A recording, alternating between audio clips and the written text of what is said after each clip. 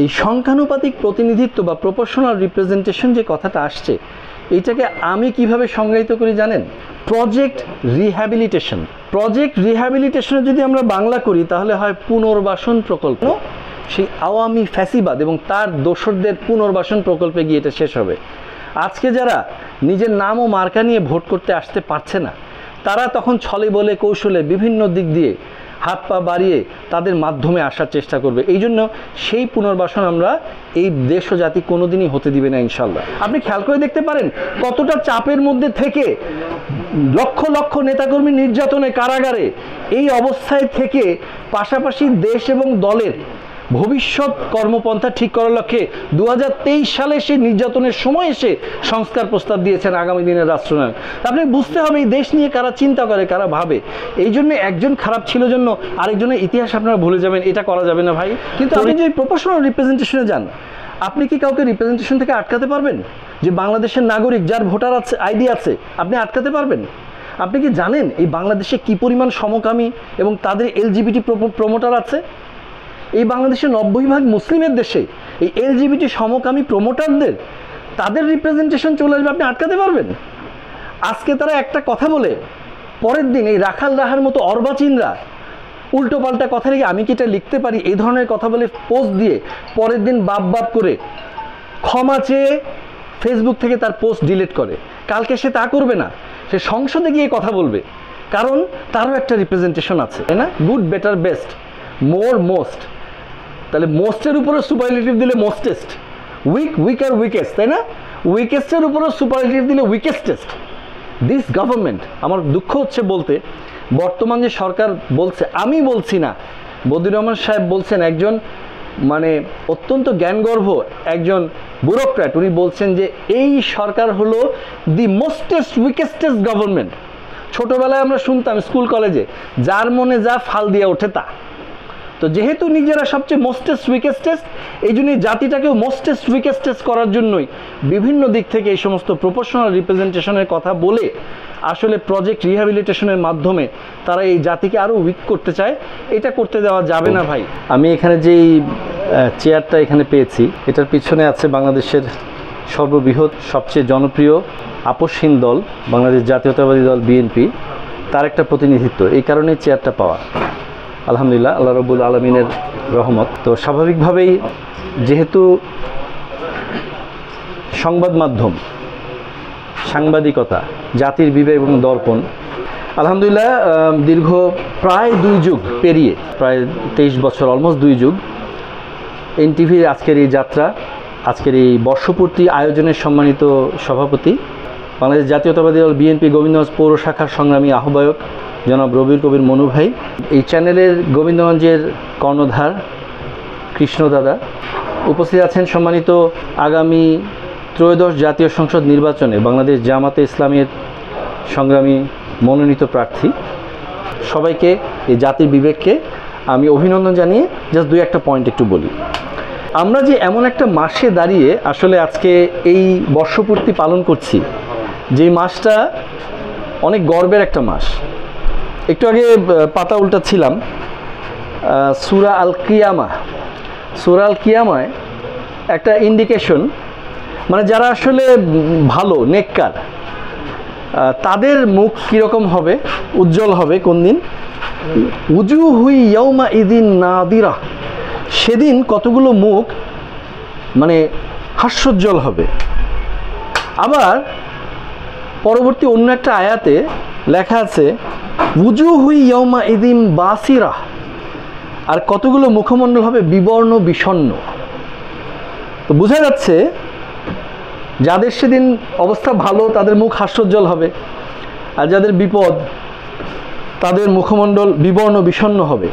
যাদের বিবর্ণ বিষণ্ণ হবে তাদের কেন হবে? তাজুন্নু আইফালা বিহা ফাকিরা, তারা ধারণা করবে না জানি কি বিপর্যয় আমার জন্য অপেক্ষা করছে, না জানি কি জিল্লত, না জানি কি অপদস্থ আমাকে হতে হবে একটু পরেই। যাই হোক, তো বলতে চাচ্ছি এই জুলাই মাসের মতো আমাদেরকে দ্ব্যর্থহীনভাবে বলতে হয় যে 71, 90, 24 আমরা যতগুলো বছর, যতগুলো সন, যতগুলো মাসই বলি, আলহামদুলিল্লাহ বাংলাদেশ জাতীয়তাবাদী দল বিএনপি প্রত্যেকটা শব্দ, প্রত্যেকটা বছর, প্রত্যেকটা মাসের কথা শুনলেই তাদের মুখ হাস্যোজ্জ্বল হয়। আলহামদুলিল্লাহ, আমাদের আল্লাহ রহমতে গর্বে বুক ভরে যায়। তো অবশ্যই জুলাই মাসে আমরা স্মরণ করি যারা অকাতরে প্রাণ দিয়েছে, যারা এই ফ্যাসিস্টের বিরুদ্ধে দাঁড়িয়েছে, বিভিন্ন অ্যাঙ্গেল থেকে দাঁড়িয়েছে, যারা পঙ্গুত্ব বরণ করেছে এবং যারা এখনও সেই চেতনা নিয়ে বেঁচে আছে।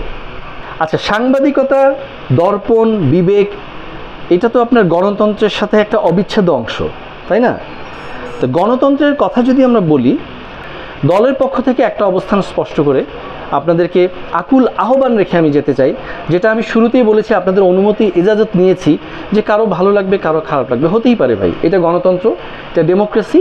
আমরা আমাদের যার যেই ফ্রিডম অফ স্পিচ থেকে আমরা আমাদের গণ্ডির মধ্যে থেকে সকলের সহাবস্থান রেখে সবাইকে সম্মান জানিয়েই কথা বলবো। আমাদের বর্তমান যে অবস্থা, আমাদের শ্রদ্ধেয় আগের বক্তা বলে গেছেন যে আমাদের ফেব্রুয়ারিতে নির্বাচনে ইনশাল্লাহ কোনো সমস্যা নাই এবং আমাদের কোনো কোনো দ্বিমত নাই। এই তো কিছুদিন আগে ফেসবুকে দেখলাম একটা ট্রল, সম্মানিত নায়েবে আমির সাহেব বোধহয় বলছিলেন যে ফেব্রুয়ারির মধ্যে নির্বাচন, সাথে সাথে আমাদের দলের স্থায়ী কমিটির সদস্য আমির খসরু সাহেব বলছিলেন যে আপনি আরেকবার বলেন, একটা সুন্দর একটা আনন্দঘন পরিবেশনই বলছেন, উনি আবার রিপিট করলেন। তো আমরা আসলেই ওই জায়গাটায় স্ট্রিক্ট হতে চাই। এর কারণ হলো এই 15 বছর এই গণতন্ত্রের উত্তরণের যে একমাত্র পথ, একমাত্র বৈষম্যহীন অবস্থান, সেটা হলো মানুষের অধিকার মানুষের হাতে ফিরিয়ে দেয়া।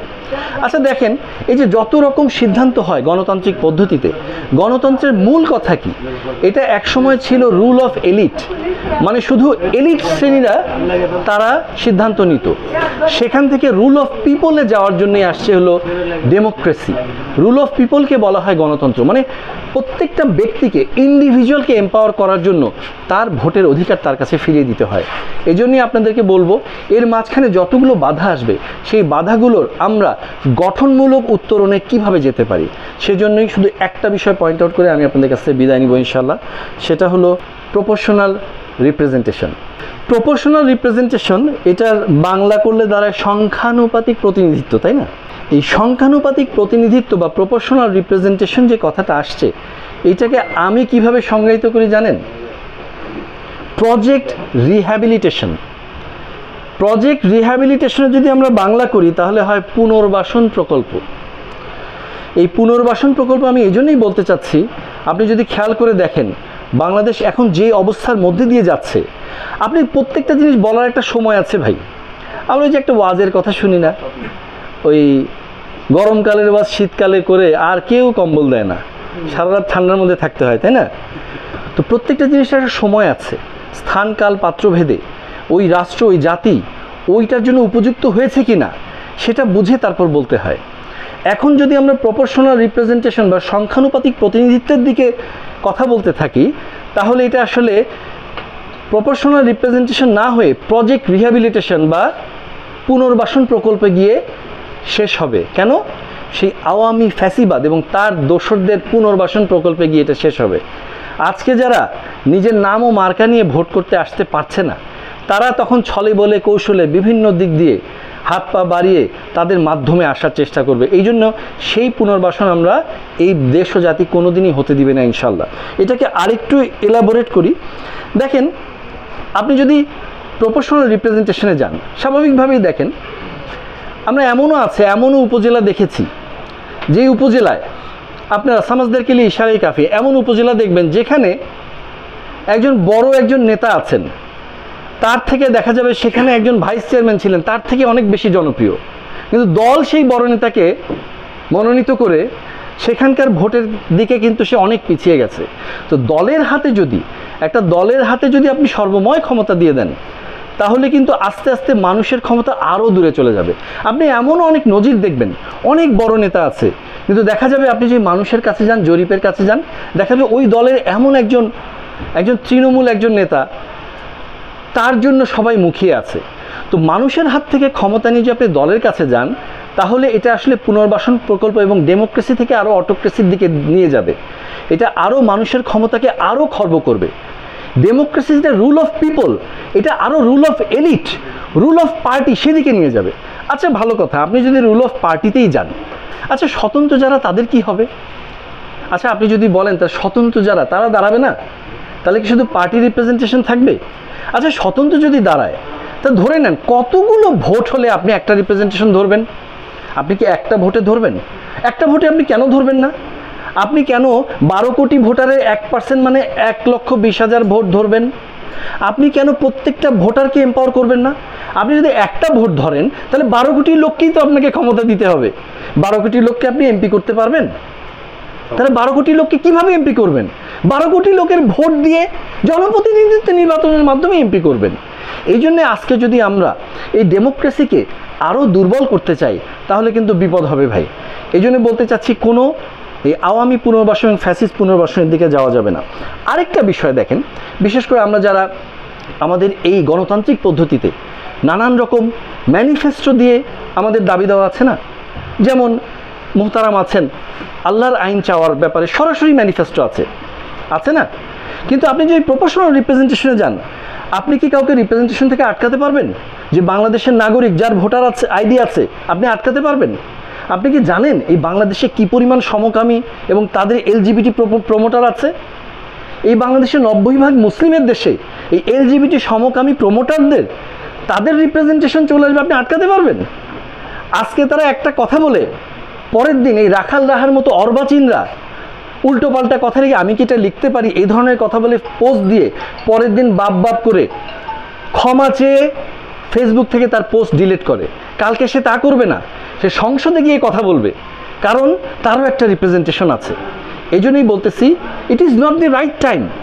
আরেকটা জিনিস আমি শেষ করে দিই, সেটা হলো এই জন্য যারা আমরা আল্লাহর আইন চাই এবং যারা এই 90% মুসলিমের সেন্টিমেন্টকে আমরা ধারণ করতে চাই, আমাদেরকে আরও বেশি সতর্ক করতে হবে এই বর্তমান বাংলাদেশের রাজনৈতিক প্রেক্ষাপটে এই প্রপোর্শনাল রিপ্রেজেন্টেশন, যেটাকে আমি সংজ্ঞায়িত করি প্রজেক্ট রিহ্যাবিলিটেশন, এখানের ব্যাপারে আমাদেরকে সতর্ক হতে হবে। পরিশেষে সবশেষে একটা জিনিস বলতে চাই, দেখেন অনেকে আমরা বলতে চাই বা বলার চেষ্টা করি, যারা হয়তোবা অনেকে অনেক বিতর্ক থাকতে পারে যে একজন মেম্বার হতে পারবে না, সে এমপি হবে, সেই বিতর্কে যদি নাও যাই, আপনি একটা কথা বলেন তো, অনেকে বলছে আমার ভোটটা নষ্ট হয়। আচ্ছা ভোট কিভাবে নষ্ট হয়? আপনি 91 সালেই যান না, 85% ভোট যে কয়টা দল পেয়েছে তারা 280-85 আসন সংসদে পেয়েছে, তাহলে ভোট নষ্ট হলো কোথায়? সবার রিপ্রেজেন্টেশন নিয়ে প্রতিনিধিত্ব সংসদে যাচ্ছেই। এইবার আপনি একটা জিনিস বলেন, যদি আপনার একটা দৌড়ের প্রতিযোগিতায় 20 জন দৌড়ালো, পুরস্কার কয়টা ভাই? 3টা, তাই না? First, second, third. তা 3 জনকে পুরস্কার দেওয়ার পরে যে 17 জন পুরস্কার পেল না, আপনি কি বলবেন যে তাদের দৌড়টা বৃথা গেল? কখনোই নয়, এটা আপনি কখনোই বলবেন না। 10টা সাবজেক্টে পরীক্ষা দিয়ে 5টাতে ফেল করে বাকিগুলোতে 90-এর উপর নাম্বার পেয়ে আপনি কি অ্যাভারেজে 33-এ তাকে আপনি পরের ক্লাসে নেবেন? কখনোই নয়। Proportional representation is not for Bangladesh at the moment. আচ্ছা এবার যদি বলেন যে কাদের কাছে প্রপোর্শনাল রিপ্রেজেন্টেশন আছে, যে সমস্ত রাষ্ট্রে প্রপোর্শনাল রিপ্রেজেন্টেশন আছে সেগুলোর অবস্থা গিয়ে দেখেন কতটা ভঙ্গুর এবং কতটা মেরুকরণ হয়ে তাদের জাতিসত্তা বিভক্ত হয়ে যাওয়ার অবস্থা। তার মানে এই প্রপোর্শনাল রিপ্রেজেন্টেশনের মাধ্যমে এই দেশ ও জাতিকে আসলে আরও দুর্বল করে দেওয়ার চেষ্টা করা হয়। পরিশেষে একটা কথা বলে যাই, আমাদের খুব স্বনামধন্য এই জাতীয় রাজস্ব বোর্ড এনবিআর এর সাবেক চেয়ারম্যান, খুব স্বনামধন্য মিডিয়া ব্যক্তি বদিউর রহমান সাহেবের কথা তো কম বেশি আমরা সবাই জানি, তাই না? অপ্রদর্শিত বৈধ হয়, মনে আছে?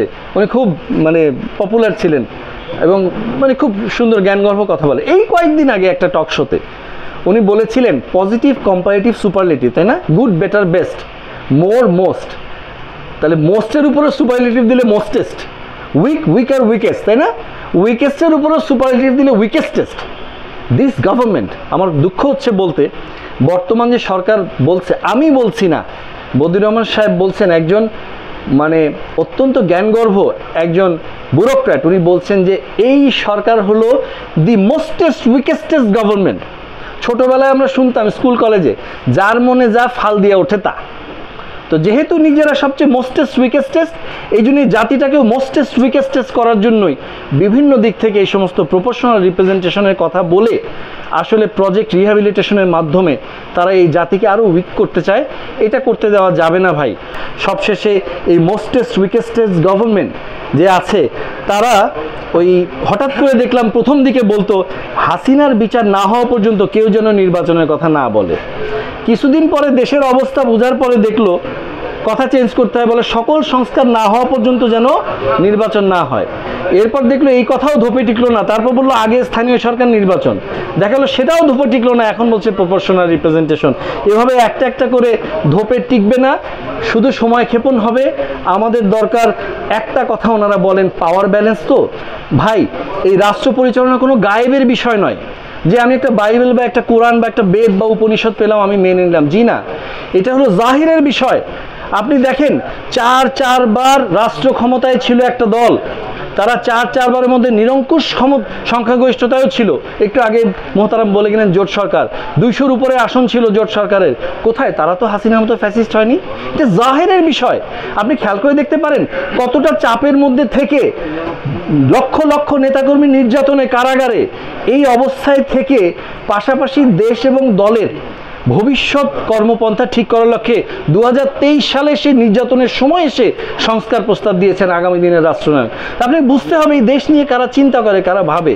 এই জন্য একজন খারাপ ছিল জন্য আরেকজনের ইতিহাস আপনারা ভুলে যাবেন, এটা করা যাবে না ভাই। পরিশেষে সবার সুস্বাস্থ্য দীর্ঘায়ু কামনা করে আসুন আমরা একটি ঐক্যবদ্ধ জাতি, শক্তিশালী আপসহীনভাবে এই জাতিকে গড়ে তুলি।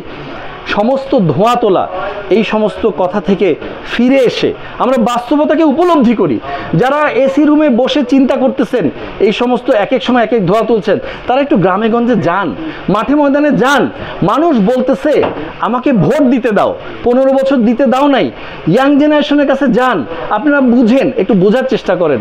আসুন আমরা সবাই মিলে একটি শক্তিশালী ঐক্যবদ্ধ এই জাতি গড়ে তুলি। সবাইকে ধন্যবাদ।